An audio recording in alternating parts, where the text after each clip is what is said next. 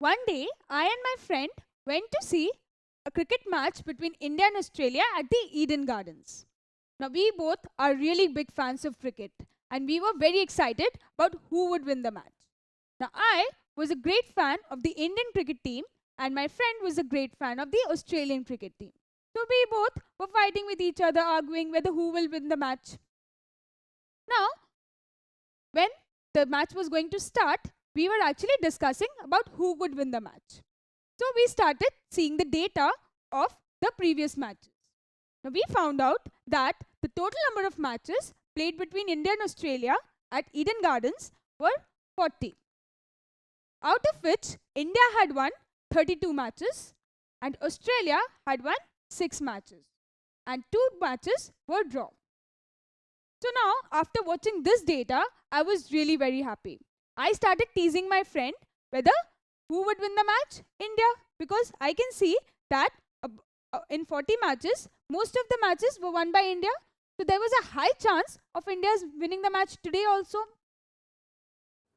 Now, even if I ask you that which team is more likely to win the match based on this data, well, you can see that India has won more matches than Australia. Now, we can compare the matches won by India with total number of matches. What we can do? We can take out the ratio. So, let's take out the ratio of the matches won by India with the total number of matches. So, we can do 32, that is matches won by India by 40. That is the total number of matches. What will we get? 0.8. Now, this is how we calculate probability in mathematics also. What we do in probability, we take out the ratio between the trials in which the event has happened by the total number of trials. Here I am substituting the word matches with trials. Why is it so? Well, India and Australia cricket match at Eden Gardens is an experiment. Now this match has been repeated a several number of times. So this repetition is called a trial. We've already studied that. Now, the probability that India will win the match can be calculated like this. So I can say that the probability of India's winning the match is 0.8. So you can see that the probability we've calculated of India's winning the match is 32 by 40. That is total number of matches in which India has won by total number of matches. So for an event E, so the event, let the event here be India has won the match. So we are naming this event as E. You can name your events as A, B, C or any random alphabet. The empirical probability PE, that means probability of the event E. How can we find this out? So probability of the event E, PE, is equal to number of trials in which the event happened. So in our case, number of trials means number of matches in which the event happened. Which event? That India has won. So number of matches in which India won by total number of trials. So in our case, total number of trials means total number of matches played. So you can see, we can say that empirical probability PE is equal to number of trials in which the event happened divided by total number of trials. We've already calculated the empirical probability of India's winning the match. Now can you tell me what is the probability that Australia will win the match? Use that formula. What is the empirical probability? It is PE, where E is the event. Here the event is Australia has won the match. So the number of matches in which Australia has won, that is 6. So 6 by total number of trials, that is total number of matches, 40. We get 0.15. So the probability of Australia's winning the match is 0.15. You can see it is much less than India's. But this does not ensure that India will only win the match. This is a high chance, that is a high chance of probability you can see. Here the probability of India's winning the match is higher, but this does not ensure certainty. The situation here is still uncertain. We can just argue on that probability of India's winning the match is higher than Australia. Now, what is the probability that the match will be draw? For that, we'll consider this. What is PE? Number of trials in which the event happened. Here we have to consider the event as draw.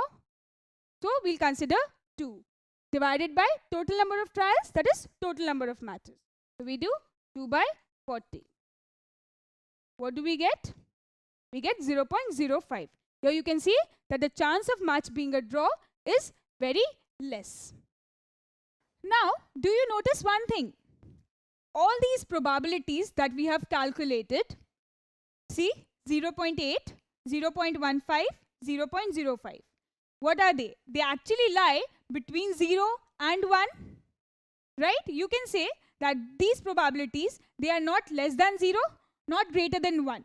They all lie between 0 and 1, both inclusive, right? So this is a characteristic of empirical probability, where the probability lies between 0 and 1, both 0 and 1 inclusive. But why is it so? Why cannot the empirical probability be less than 0? Or why can't it be greater than 1? Can you tell me the reason? Well, you know that PE means number of trials in which the event happened divided by total number of trials. So, if I take an event, say India wins the match. So the empirical probability is what? Number of matches in which India won by total number of matches. So can there be a case where India wins more number of matches than the matches actually played? Well, no. If there are 40 matches played, can India win 41 matches? No. India can at most win 40 matches. Well, if India is so lucky that there are 40 matches played in total and India wins all the 40, then what will be the empirical probability? 40 by 40? That is 1. So you can say that it cannot be greater than 1, right? 40 by 40 is equal to 1. It cannot be that India has won 41 matches out of 40. No, it can win at most 40 matches out of 40. So the probability can never exceed 1. So you can say that the probability is less than or equal to 1. Now why can't it be less than 0? Tell me a reason. Again, when number of matches is 40, now maybe India is so unlucky that it has not won any match out of the 40 matches. So what will happen? What will be the probability of India's winning the match? 0 out of 40. Right? Now this match not won by India or match lost by India cannot be in negatives. It can be 0. India has not won any match, so 0. Now it cannot be negative, so 0 by 40 means 0. So the probability that India will win the match if India has not won any match out of those 40 matches can be 0 but not less than 0. So this concludes that empirical probability can be greater than 0 or equal to 0. In this case, you can see it can be equal to 0.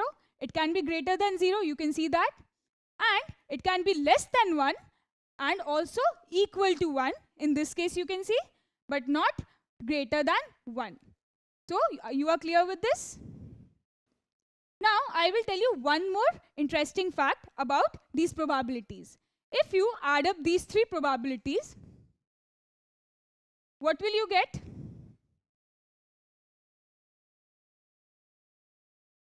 You get 1. That means if we calculate the probabilities of any event, all the possible probabilities, then adding up those probabilities will always give you the result 1. So now you know what is empirical probability. For an event E, the empirical probability PE is given by number of trials in which the event happened. The probability of whose we have to calculate, it will be the event by total number of trials. And always remember that the probability will always remain between 0 and 1, both 0 and 1 inclusive. Now let's take an example. A coin was tossed 1000 times, heads was obtained 450 times, and tails was obtained 550 times.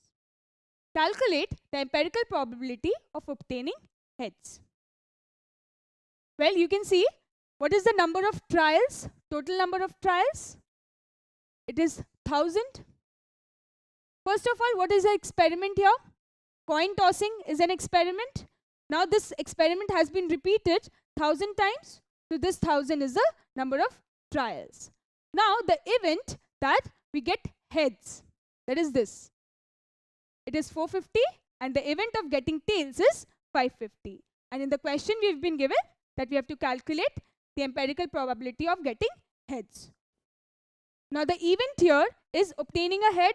So let's take the event as H. So the event H is obtaining a head.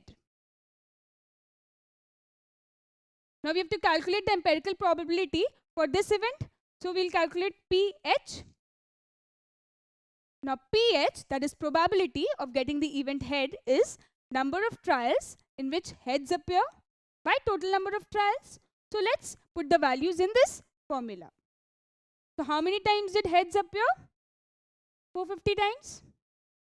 So 450 by total number of trials. What is the total number of times we had conducted this? 1000. So we get 0.45. So this is the probability of obtaining heads in this example.